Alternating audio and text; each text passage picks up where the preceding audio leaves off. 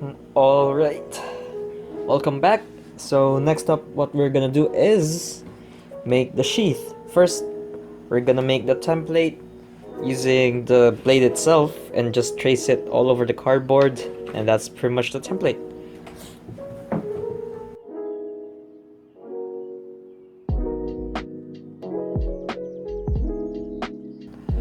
And that's pretty much the template. Just make two of these, and also make sure to make it slightly bigger than the blade, slightly wider as well, so that it would fit not as tightly as it would be. So yeah, I'll just make another copy of this and cut them both out, and that's pretty much two of the main parts. And here they are. Next up, I'll be using these to make them harder. I'm just gonna stack them up on here like this, and it'll be fine using hot glue or glue. I'll probably just use hot glue.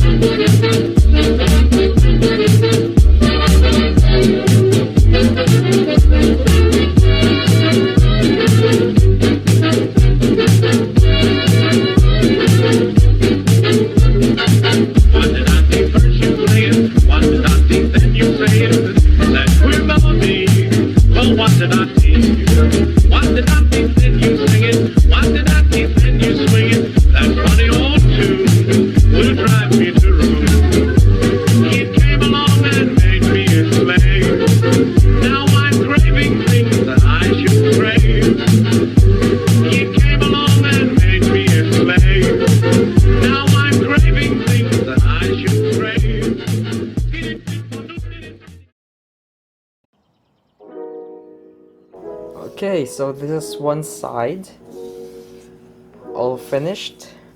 I wanted to keep it as thin as possible because I'll be doing it here as well, and that's pretty much how it would go. Let's see how this would work for the rest of the build. And yeah, so repeat that pattern on the opposite side once more, and after that we'll be making the top of the sheath. Next up, what you want to do is trace a line both of these sides to a piece of cardboard, a long cardboard, because you'll need a line 5 times long as one popsicle stick. So yeah, much like this. This is 5 popsicle sticks long, and be mindful to have quite a space here so there is a solid surface where glue can be stuck on once you fold it there. As you can see, it's as thick as one popsicle stick. After that, let's start to attach it onto here, which is easy enough. Okay, after folding them like this, go ahead and attach them onto the pieces that we have made earlier, the ones with the popsicle stick. So yeah, just like what I did here, attach them like this.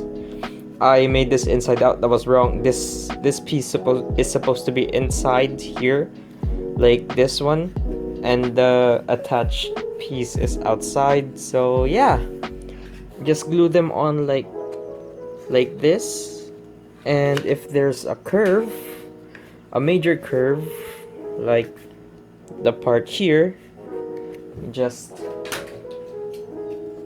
rip through this piece so it can fold easily, and that's pretty much it. I'll be right back after I attach them and test it out on the sword. And there we go, it's all attached like so. Now you can just leave it like this since it's plenty tough, but I want to be extra careful and just place more popsicle sticks along the top. So yeah, after that I'm gonna cover these up with one more layer of cardboard, also the top, one more layer of cardboard, and that's pretty much a basic sheath. Oh, and also just cover this up later on, and that would be finished if you're gonna make a basic sheath. I'm still gonna make the gun parts here, but that's for another video. And I'll just go ahead and do the cover real quick, and I'll see you later. And there we have it. All of it is covered up, cleaned, without any visible popsicle sticks. The only problem I had was as I covered this thing around with the cardboard, it got a bit tighter, so the fit on it is a bit tighter now. The solution I actually did was just cut this in half so it could still flex as needed, as well on the other side. And yeah, I didn't put any cardboard in here. I just wrapped it with foam because this is where I'm gonna grip, and this is where the fake leather piece is gonna go. So that's pretty much it. If you're gonna make this, you can just, well, put full cardboard cover. If you just want a piece of scabbard that's normal and not looking like jetstream Sam's, I guess. And also keep in mind the finishing covering, is that what you're supposed to call it? Make it a bit bigger and keep the sword inside so it won't get tighter if you're gonna test it out like I did. Now it's a bit tight, but it's still manageable, I guess. So yeah, that's pretty much it for now. I'll make the detailing for the next video, and see you guys later.